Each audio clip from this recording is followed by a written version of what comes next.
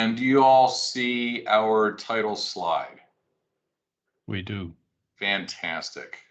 I am slowly getting better at this. Okay, everybody, welcome to the July 2021 Mix It Up. I hope everybody is having a safe and healthy and enjoyable and perhaps even relaxing summer, getting to be with friends and family again.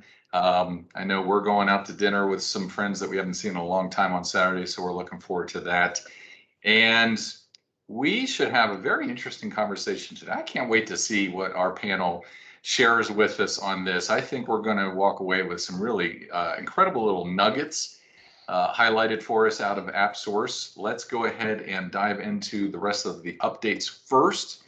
And if I could get the slide to advance, I want everybody eyes front, paying attention right now. I do not want you to miss this announcement. If you're watching on recording, stop doing multitasking with your email and pay attention to this. Next month, we have 3 folks from Microsoft.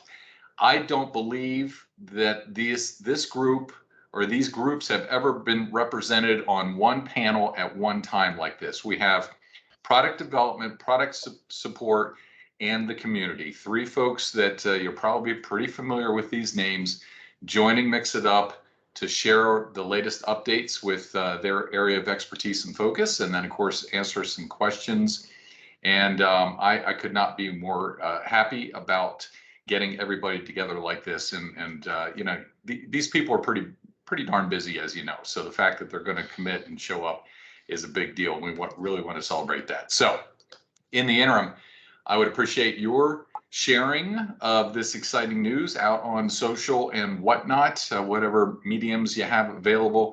Go ahead and let the world know that we have this panel coming, so we have a good showing as well. So pretty darn cool. I saw some applauses and other things while I was looking into the camera there, so I appreciate that. It's looking forward to that. Okay.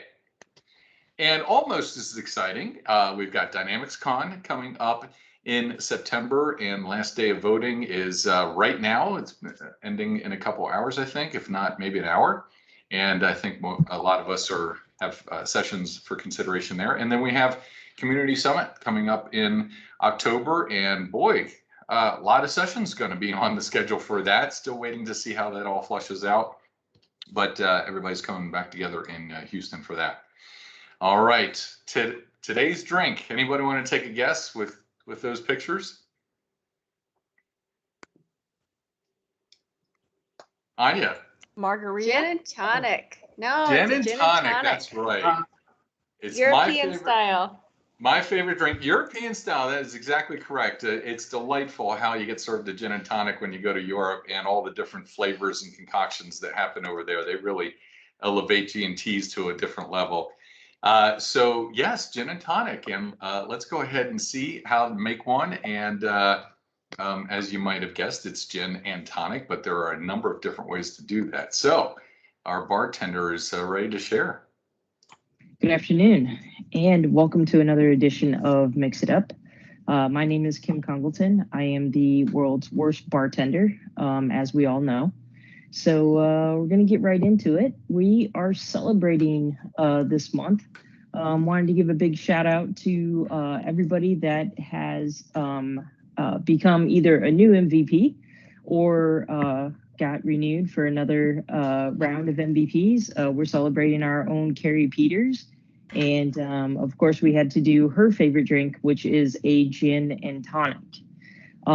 She does often ask me to make hers, and I'm a little sure it's because I pour a little heavy. So I have no idea what the actual mix is supposed to be, like if it's half and half, or it's probably less than half and half.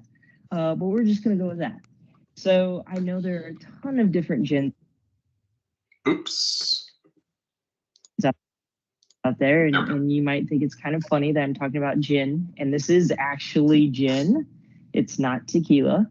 I have, of course, another bottle of gin over here that is my special gin, so we'll see that one a little later. But I have here it's called Roku gin. It's a Japanese craft gin. I have no idea what that means. I I think there's a lot of extra stuff in here that I can't pronounce, botanicals or something like that. If you want to know about those, you can ask Carrie about those. I know nothing about it. Honestly, I bought the bottle because it's kind of cool. If you can't see it, there's like kind of like flowers and fruits on the bottle, you know, so it looked good. So I bought the bottle. That's kind of how it goes sometimes. And sometimes that works out well for me. Other times, not so much.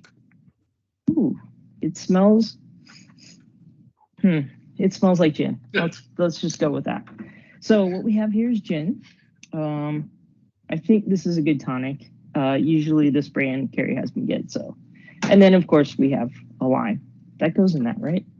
Or it is today. I don't know. So we're gonna put some ice in the glass, and then we're gonna pour some gin.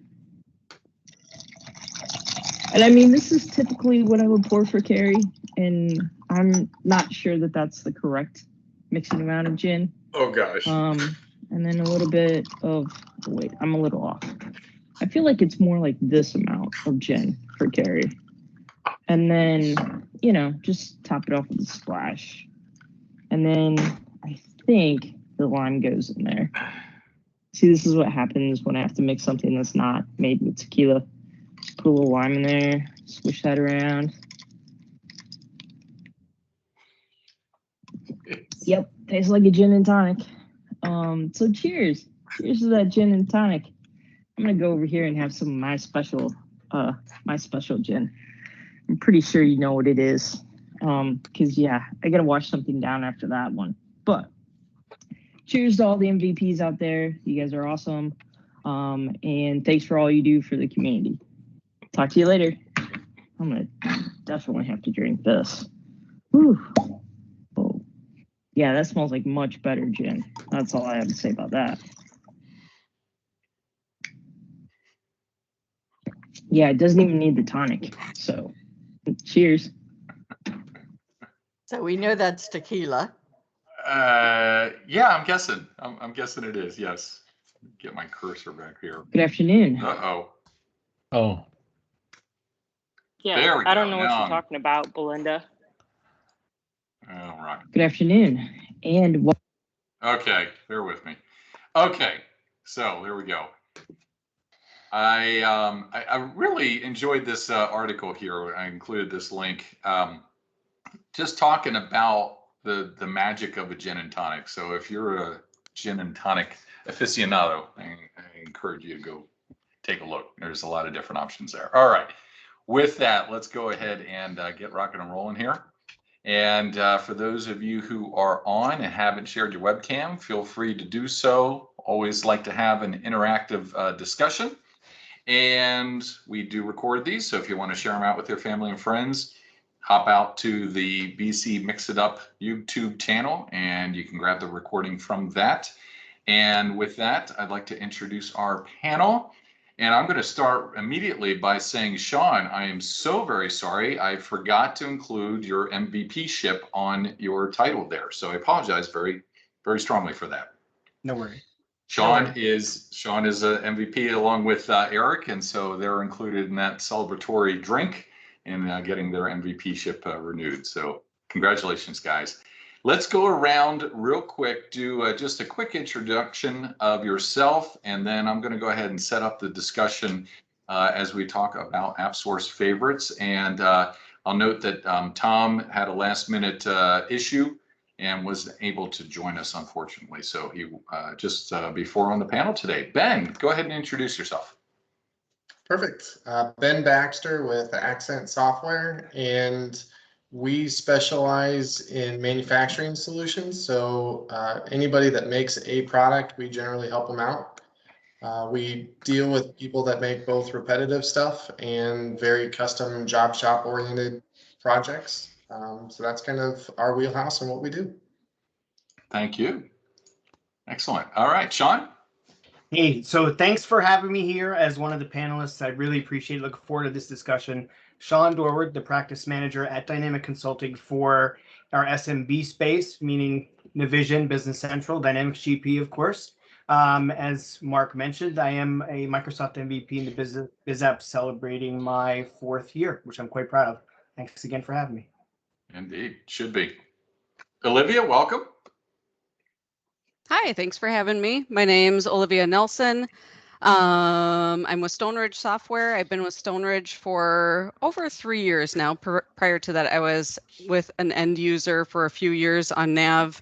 We went from Nav 2009, upgraded to Nav 2013 R2, and then up to Nav 2017. So from the end user side of things, I was all about Nav, and then since joining Stone Ridge a few years ago, it's been all about BC and helping clients go to BC, mostly SaaS. We have over 100 clients that are using BC in the cloud here at Stone Ridge, and then plus a whole slew of them still on Nav and looking to migrate to BC soon in the future. But yeah, and then I'm just, been enjoying doing those implementations and upgrades, and then moving into a team manager role here just real recently as our team continues to grow. Excellent. Thank you. So welcome. Glad you could join us. Eric. Hey, I'm Eric, and also MVP for the 8th time, I think. I'm a Dane living in Canada, and I make up half of the management team of eFocus in Vancouver, and we are a two-sided company doing projects with BC, but also doing a lot of apps in AppSource. Excellent, excellent. So, folks, I'll first by start saying, there, we got that corrected. We got this group together last month. If you haven't seen the New View Huddle, I get together with this group every quarter, and we talk about all kinds of topics to help essentially the community and customers in particular get more out of their system. The last discussion we had, which was last month, was on AppSource, and really, what is AppSource? Why is it there? Why is it important? How does it work with Business Central? What do customers need to know about it? And I just posted into the chat the link to that discussion, so you can go look at that at your leisure and enjoy that conversation. If you're not too up to speed on AppSource or how AppSource plays into your Business Central environment, great discussion to review. So I did want to start there before we jump into what everybody's favorites are out on AppSource. For those who are on the call or not very familiar with what AppSource is and why it exists, I'm going to ask one of our panelists just to volunteer to spend really just 2 minutes describing what AppSource is, why did it involved, and why is it important to Business Central customers? Who wants to take a shot at that? Eric, I knew it. Thank you. So, in reality, to describe AppSource, we need to start by describing what we used to have. And what we used to have in the world of Nav was a world of chaos, structures into different type of objects with different type of numbers and license confusion, a lot of stuff, and people could change anything anywhere. People like me, at least, and we did, and quite often we shouldn't, but we did anyway. And the result of all that was that a lot of people got stuck on old versions because upgrading became a nightmare. So Microsoft put their thinking hat on and thought, okay, we need to do something that will both satisfy the need for actually being able to upgrade the system, but will also satisfy the superpower of Nav, which were the ability to customize it. And the result was extensions, and we have heard the name extensions a lot, but basically it's mostly two things. It's one, it's a way to organize a lot of objects in one application, but it's also a way to apply changes to the system without modifying the base system. And having those two properties together makes it possible to have the concept of an app, and mean that we can package a customization, one or more functionalities as one or more apps. And in parallel with all this, Microsoft were doing AppSource for more for a marketplace where people could advertise what they did. So you could go to AppSource and find a consultant. But the good folks at the AppSource organization also kind of built in that, hey, we would like to have it work just like on a phone. You go to the store and then you click install and you get it. And the only app where we can actually do that right now to the perfect extent is Business Central. So you can go to AppSource, locate an app, you can click try it now or for free, whatever the label is saying, and that app gets installed into your BC. You can try it out, and if you don't care about it, you can uninstall it, and there's no traces left in the system after uninstalling. And while your app or any number of apps are installed in your Business Central, it can still be upgraded. So you're on SaaS, so every month you get a new update to BC, and it just happens, even with all these apps installed. Fantastic explanation. Very a little color. Ahead, Sean.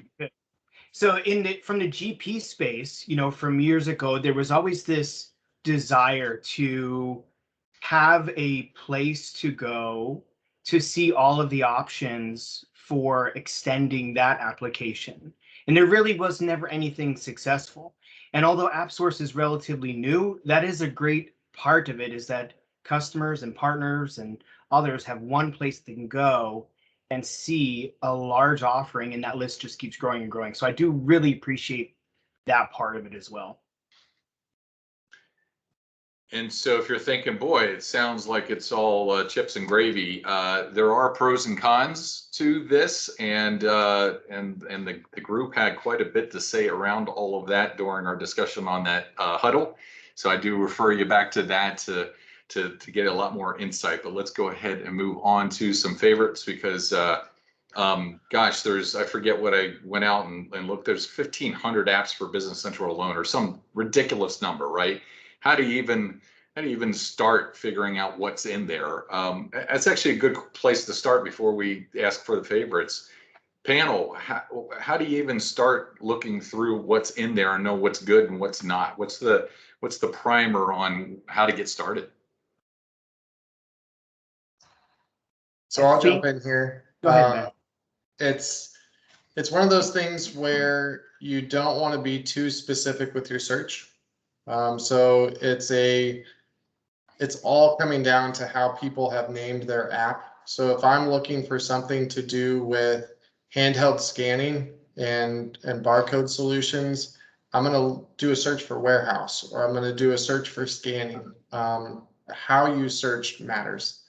And then once you find that, you're going to find a whole slew of products specific to that. And then it's just a matter of reading the literature, seeing what goes on with it, checking out the company that made it to make sure that they've got some sort of online knowledge base or training available to you to see if you can get up to speed on your own, or if you're going to need your partner engaged. And of course, have that conversation with your partner. Here's what I found and what I'm considering. What do you think? Interesting tip. Yeah, it's good. Sean, did you have something to add?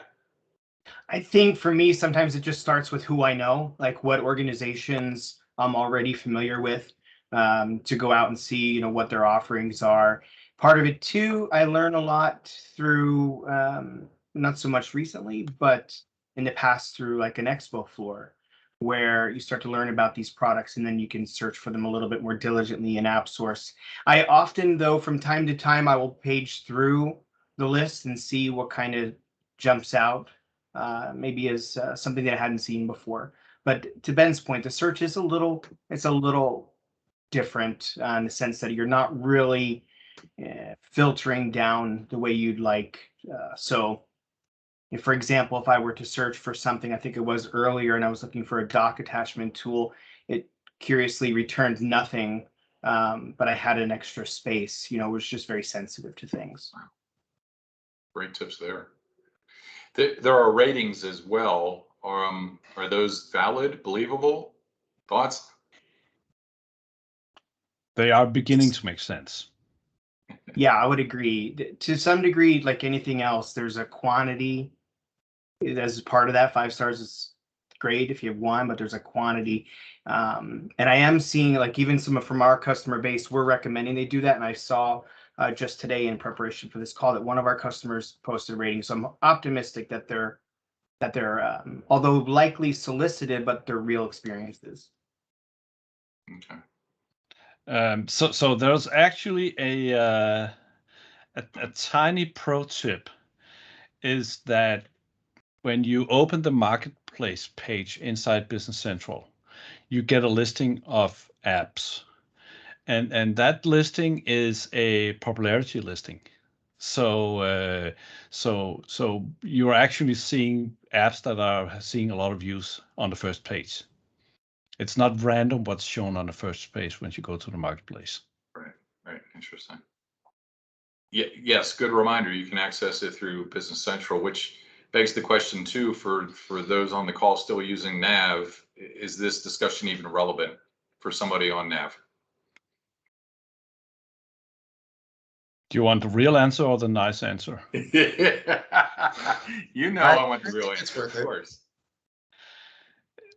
Well, people in Nav can only look at this and hopefully get envy and figure out that it's simply time to upgrade.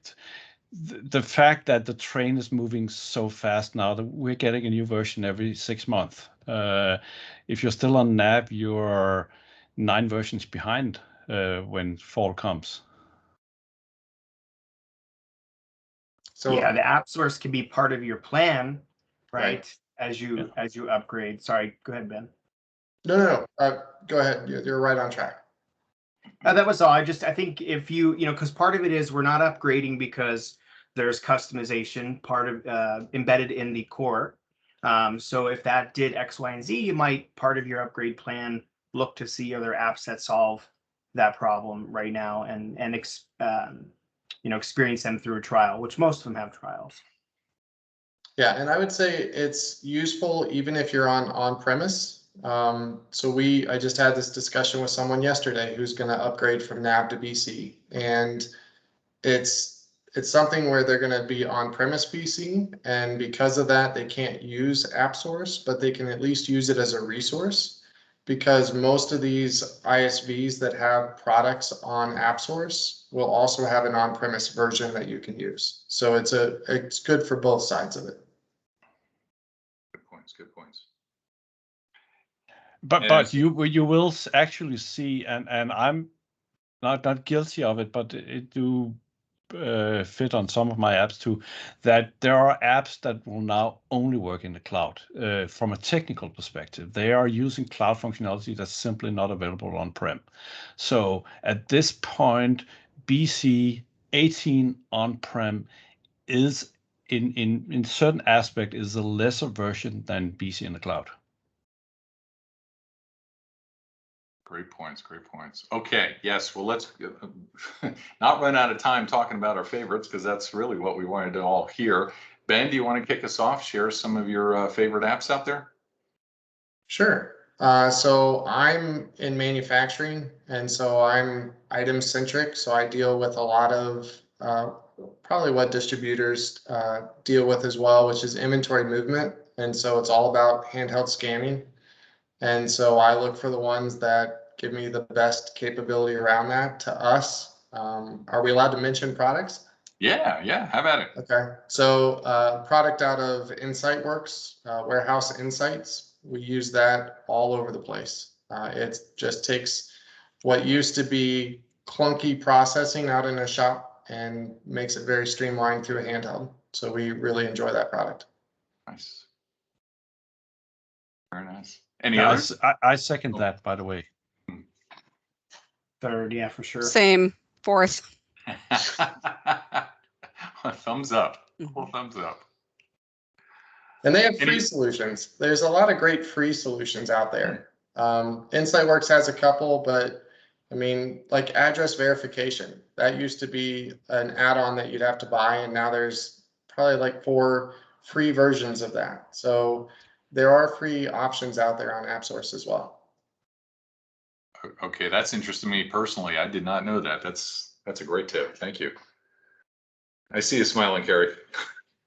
Ben, any others that you want to recommend or highlight? I mean, it would just be inside that family. There's a couple other ISVs, but I mean, we deal with manufacturing, so anything with shop floor insights, warehouse insights, dynamic ship, anything in the insight kind of family, we're on board with. Excellent. Fantastic. Thank you. All right. Who's next? Sean.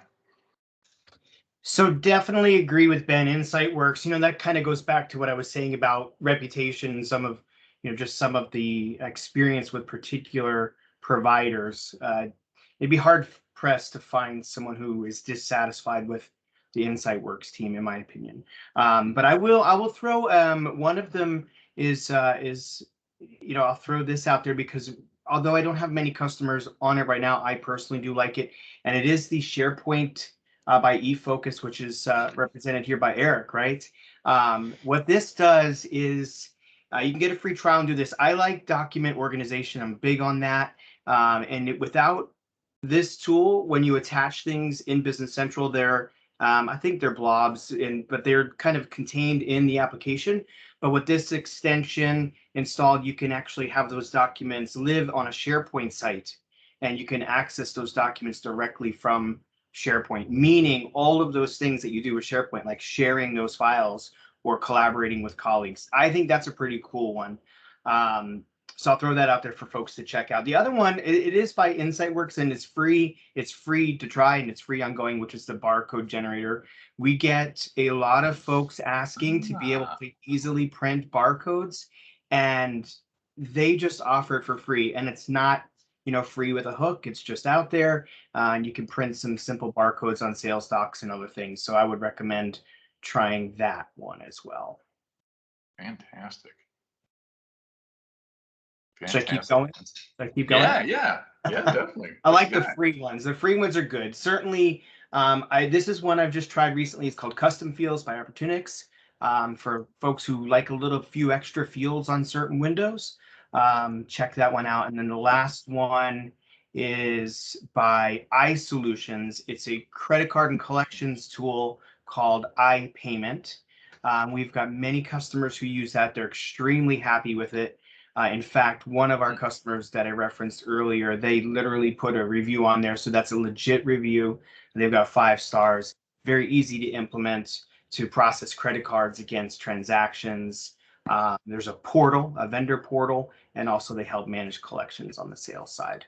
That's iPayment by iSolutions. Nice. Very nice. The custom fields one, that's very intriguing. Yeah, that's the one I just tried. I mean, Yeah. So far so good. It just very simple, throws a few custom fields on certain windows. I mean, not very hard to develop. I am not a developer, but I feel like I could, throw a field on a window. But this is nice, buttoned up, and available for folks to use for free. Try searching for something called the Simple Object Designer. That was a shameless plug, by the way. You get 2 on this call, I guess. So tell us about this one, Eric.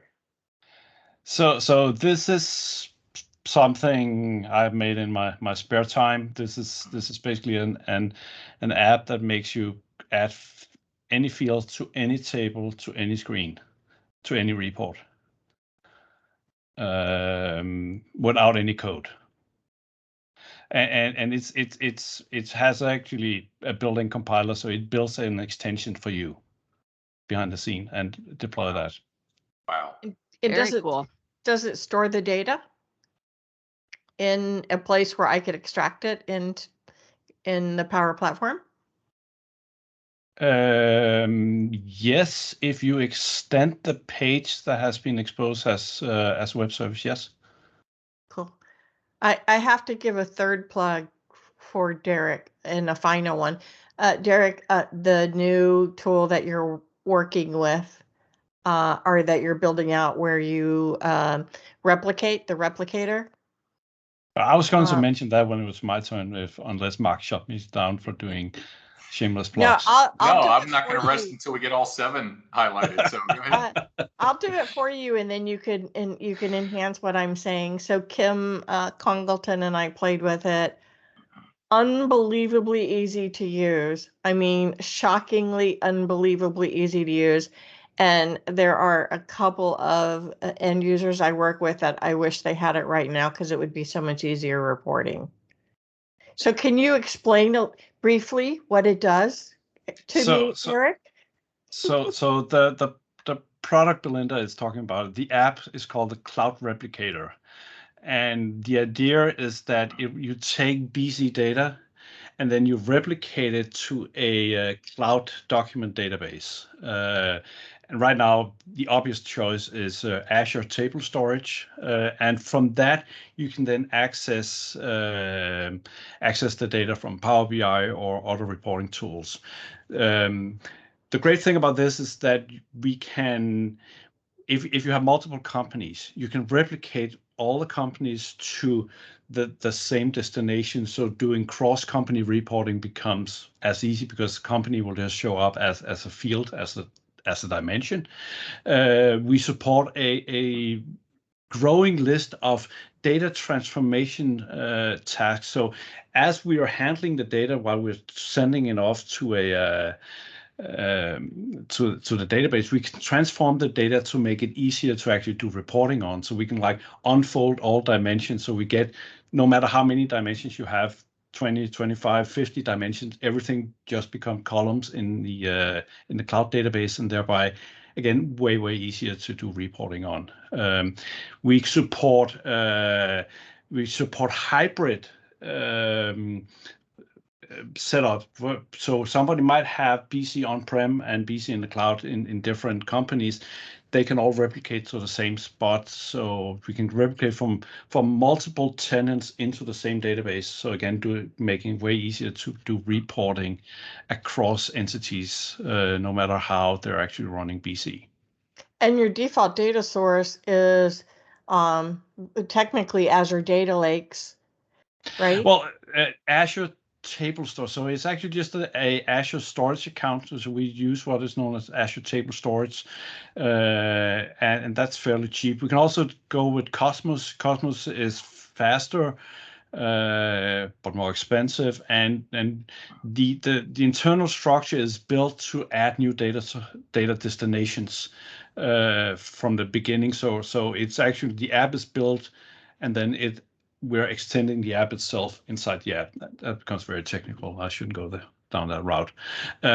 So we're planning on adding multiple new destinations, and currently we're looking into support a Amazon-based destination and a Google-based destination, and we're also looking to support something like Mongo. So we can. So quite often, if you look at modern companies, whatever that may be, is that they have started on whatever crappy accounting system and done a lot of their IT in Amazon or in Google or whatever, and then they upgrade to a proper accounting system.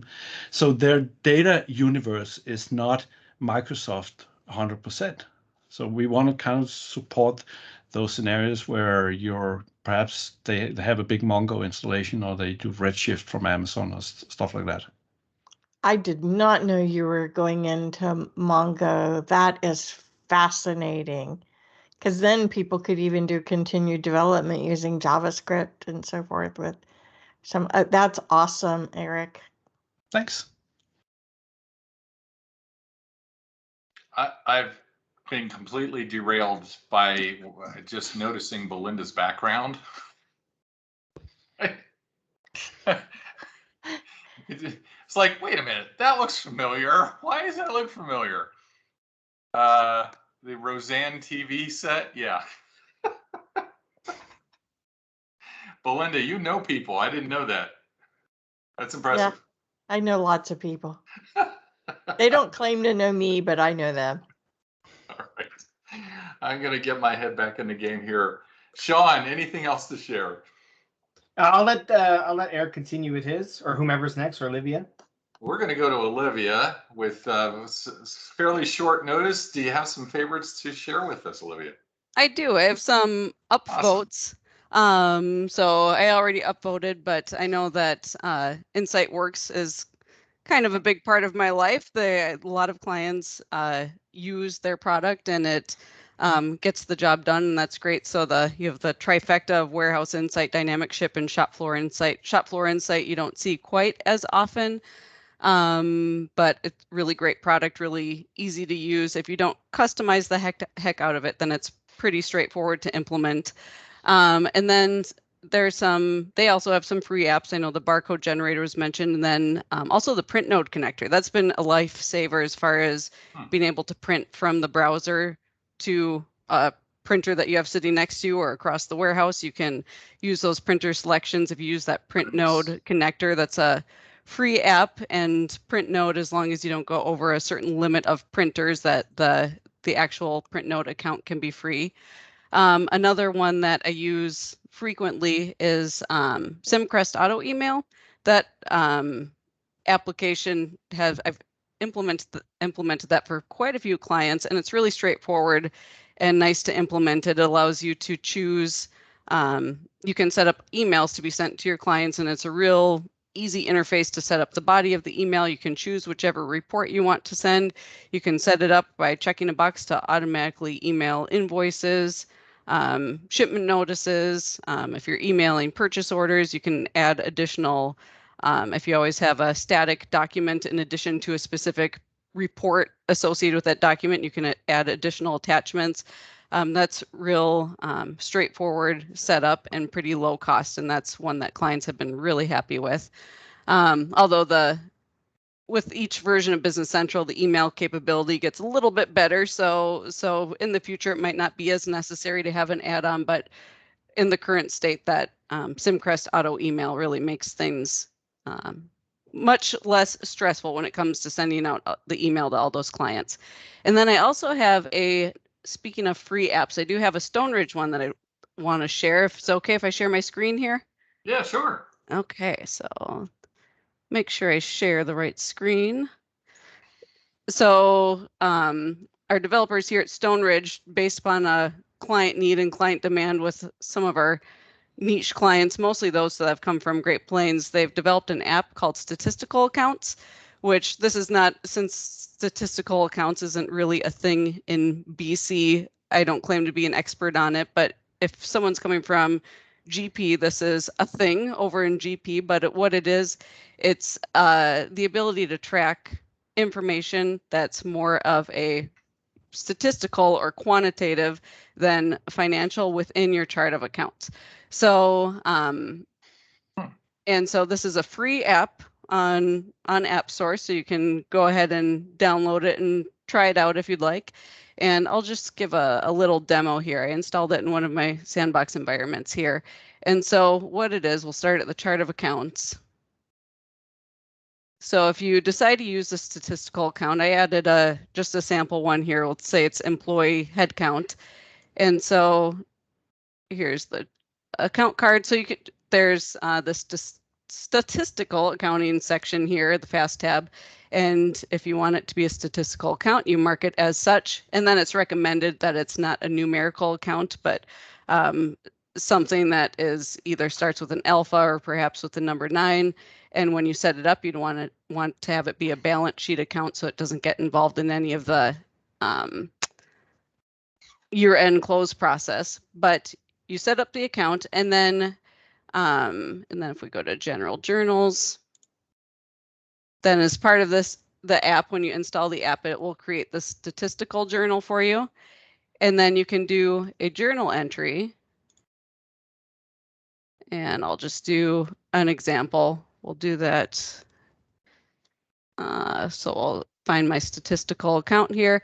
And rather than posting a dollar amount, you can post a quantity here. So we'll say that we have, I already made an entry to this account, but we'll say we have 5 additional employees, and you can also use dimensions. So I'll use our department dimension here, and I'll say we have 5 additional production employees.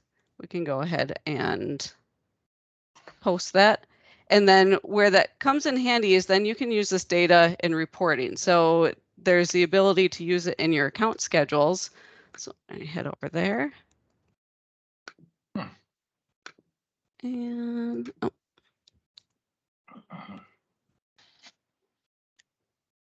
and I just create. Does the budgeting work with them too? You know, that's a great question. I'll have to find out. I was not one of the main people involved in the creation of this, but that's a good question. I can find out for you, Belinda, but it does work here in the account schedule. So right before this call, I just took a copy of the income statement and just, so right here, I added in a line for total employee headcount. And right here in the totaling type, you can choose what type of account it is, and that statistical account is available. So here I added the total employee headcount, and I didn't add a dimension filter. But then down here, just for kicks, I added another line for production employee headcount and filtered by my production dimension here. And then we'll just look at the results here.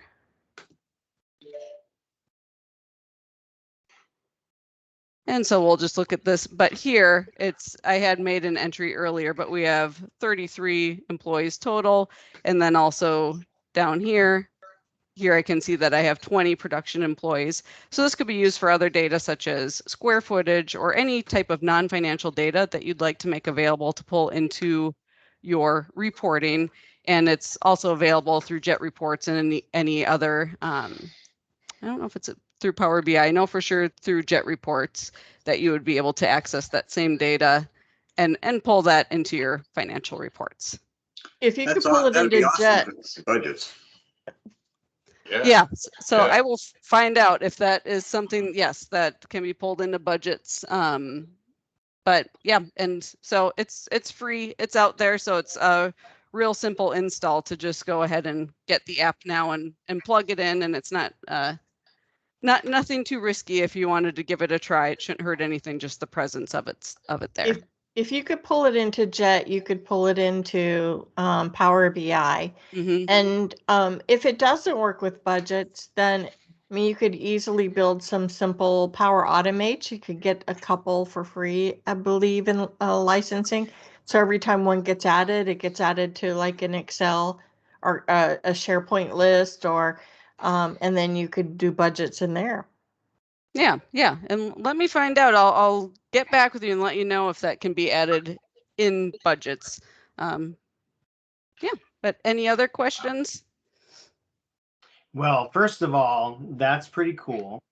And wondering if I could ask, can you use these statistical counts in calculations and account schedule? So based on the head count and square, that's really cool. That's really cool. Yeah, and the app is quite new to me, so I wondered the same thing. And I think so, since it's a result in the account schedule, where if you can use a formula and take this row, divide it by that other row, I'm 99.9% confident that you can just use it in other calculations in your financial reporting.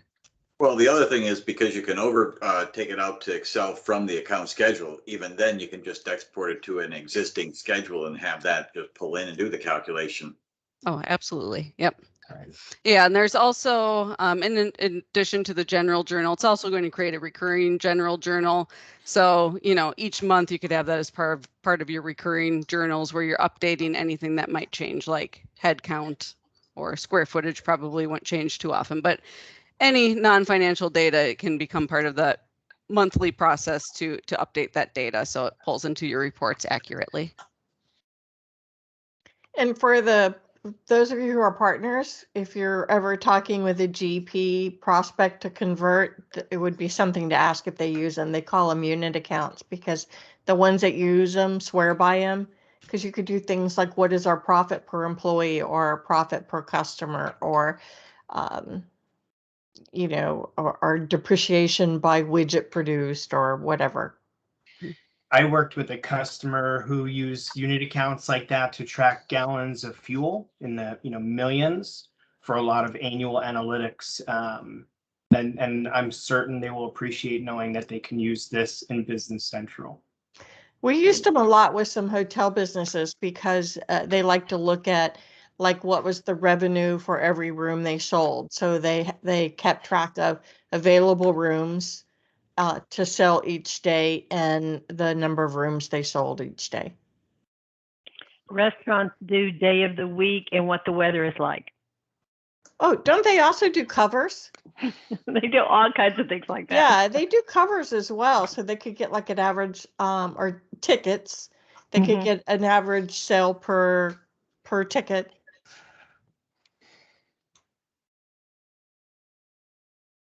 Very cool, Olivia. What Okay, a find that great. is. Thank you, Olivia. Yeah. Anything else?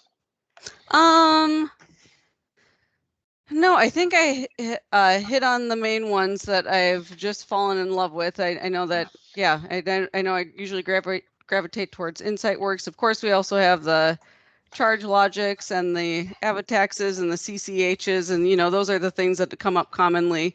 I guess I'll say those are there if you need them. I'll vote up on the iSolutions, the iPayment. We're working on an implementation that seems to be much more straightforward than what I'm used to in the past. So,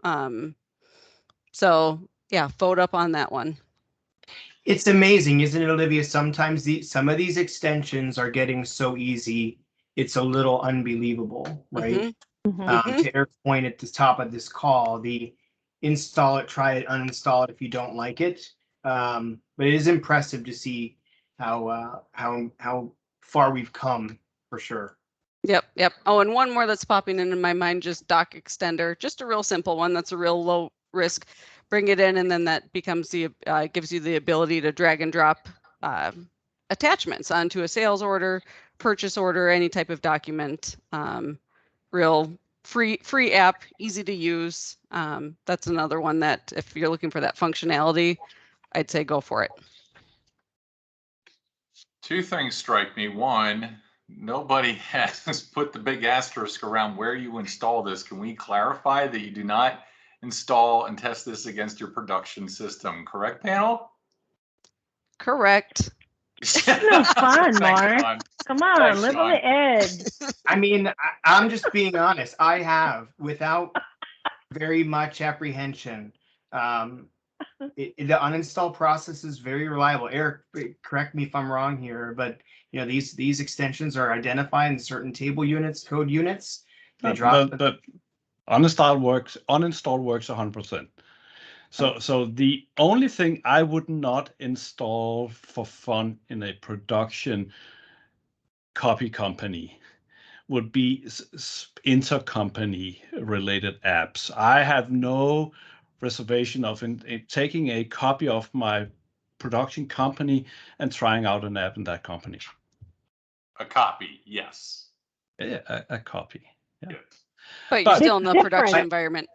It's But different than it used to be. Yeah, there is less risk, and depending on the size of what that app is and what it's doing, there is quite a bit less risk, and we don't have the same cross with development and databases as we did in the past. So it's not riskless, right? It's still good practice, but there is less risk if you're able to discern what the impact of that very small feature change is. What about the early concerns where if you had several apps installed, one may not play well with the other? That's still a risk. That's still out there. I think it's being mitigated 2 or 3 years ago was worse than it is right now. I don't want to name names with those that don't play well with each other, but it's out there around the sales order release functionality. Particularly, there's quite a few apps that try to hit that at the same time. So yeah, that's where I definitely say let's put it in sandbox first, test it out for these little ones that are free apps where it does this little thing like that document extender that I just mentioned, that if it doesn't really interact with your transaction and postings and your daily activity, it's pretty low risk. But if it's something that's a major overhaul to the way you're going to do transactions and in the business processes, then I would definitely put it in the sandbox first, get comfortable with it, try it out before just diving in right into production. I'm old school. I throw everything into the sandbox first. I've had too many issues. I mean, we had custom extensions that we added a AppSource extension, and there was a conflict. And if we had done that in production, it would have been a nightmare. So I'm glad we did it in the sandbox. So I can do all my setup and configuration in the sandbox, and then when I'm ready to move it production, it's super fast. Well, not only that, I think testing for new versions. I was involved with a custom extension to extend the way allocations worked in recurring journals, and Microsoft changed the underlying code before the newest changes were ever released. This was a couple of versions ago. So even though it was built to best practices, it broke. So you just never know, even, an update, what it's going to do to an extension. All right, Eric, I think we left a couple on the table for you. What do you have? Not that I want to up Olivia's nice statistical accounts thingy, but we do have an alternative called the Advanced Account Schedules, which is an app that basically allows you to pull in any value from anywhere in BC into an account schedule. You create what we call an indicator, saying that I want to sum, or I get the average, or I want to do a lookup, and you specify the table and the field that you want and the filters and how they're related to the account schedule. And then you can basically pull any KPI into an account schedule directly from anywhere in BC. Pulling item information, pulling inventory information, pulling, due balance, stuff like that, that sits in AR and AP and is not really reflected well in the GL. That app will pull any number, from anywhere in BC, including from any extension, other extensions, if the number is sitting there, into an account schedule. It's not really an app that we have done a lot of noise about yet, but that's coming. But I think that's actually pretty cool. Well, I have to say that. The other sorry, I'm just totally doing the shameless plugs here. So another one of our apps is called the Advanced Cloud Security, which is the spiritual successor of NAV Easy Security. Pierre and Suzanne are not creating their product in the cloud. They're staying in Seaside on-prem. And a while back, I created a prototype to Pierre saying that this is probably how you could do it in the cloud. And then he said, yeah, that would be a new product. And he was interested in that. So I put that in a drawer and waited half a year and then asked him, do you mind if I put it on the market? That's fine. Then they have something to point at if people are walking into the cloud. So it's an app that gives you field level security, data level security on, again, any field, any page, any table in BC, no matter if it's a base table or it's from an extension or from custom development. Security can be applied to any piece anywhere. And we already covered the cloud replicator and the SharePoint connector, I guess. So I don't need to mention them again. So someone already asked if you could share. I think someone asked if you could share a link to the security tool. I know that they're not developing it, right? So I'm excited to learn about your tool for that security profiler. That is pretty exciting. I didn't realize you had that. Yeah, everything is in AppSource. That's how we roll.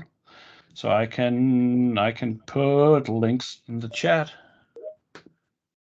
I already put a link for advanced security. Yeah, thanks, Cynthia. You're welcome. I love it, by the way. I've worked with a couple of customers with it. Excellent. Good to know. But I want to say that what we try to do, and this goes back to the do apps play well together, that our design philosophy for all our apps is that they are getting installed into unknown territory. So there might be other apps in the same spot doing something before or after. So our apps, we try to design them with the as well as we can, but with the kind of knowledge that we're not alone, and somebody else might come and do stuff. So we try to be non-invasive. We try to not set up obstacles for other apps, because I truly believe that's the way forward for being a successful app in AppSource. And I guess the SharePoint connector is a good example, because it just add a fact box to a page, and that's the only thing. If you look at what is that app, that's just a fact box with files from SharePoint. There's tons of functionality and so on, but from an invasive perspective, it's just a fact box, and you decide where the fact box should go. Mark, I just want to add 2 other points about the AppSource stuff that we're seeing out there today. Yeah. So one of the things that I find really interesting is that we still have the same problem of Microsoft introducing functionality for something where there's an app for it, right? So the change that we saw with dimension corrections is a great example lately, because there's a whole bunch of apps out there for dimension corrections. And of course, they introduced that capability recently.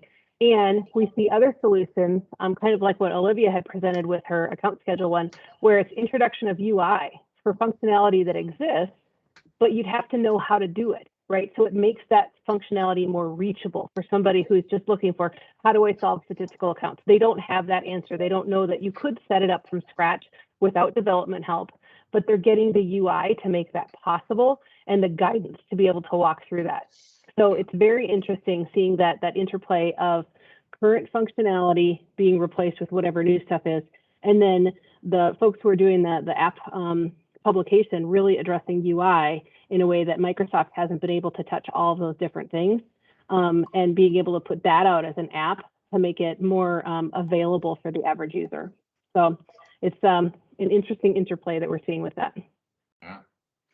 I am especially struck by all the potential improvements in business processes and time savings and everything else that are available that you don't even know to look for.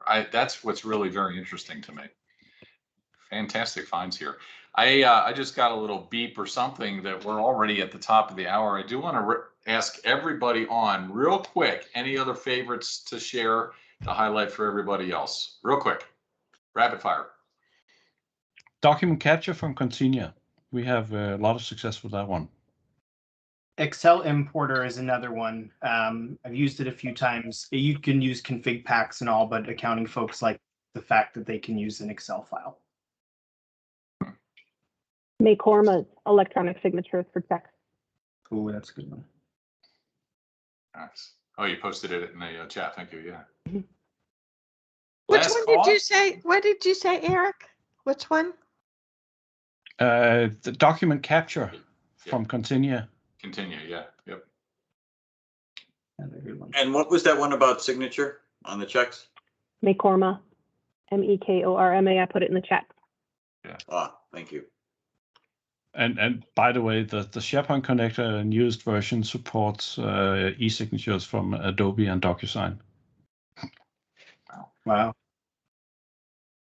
Wow. Yeah. Indeed. Wow. Eric's been a busy beaver. I'm sorry, what was that one? Yeah. Say that again. The SharePoint connector has integration to Adobe Sign and DocuSign, so you can take a document from in BC and send it off to get a e-signature on it. Then you get the signed PDF back and upload it to SharePoint automatically. That's awesome. That is impressive. That is very impressive. I love how Eric held that right to the end. Yeah. No, right? Oh, and by the way, the most impressive part is this. Well, no. Yeah. All right, folks, man, every time walk away with some incredible insight. And so I thank you so much to our panel. I'll be getting with you because you guys definitely earned your shirts today. So thank you very much for joining us and sharing like this and prepping, and of course all the time involved with that. Thank you very much. Indeed. Hey, so reminder, we have the Microsoft product support, product development, and community folks on with us next time in August. So get registered for that. We recorded today's session, of course. Welcome to share it out with whoever is interested. And boy, we've got some nuggets to share. And I completely blanked and don't have a survey this time. So if you've got any updates or suggestions or anything else nice to say, go ahead and email me. I appreciate everybody joining today. Again, keep yourself safe and healthy. Enjoy your summer, and we'll see you soon. Thanks very much, everybody. Thank you. Bye-bye.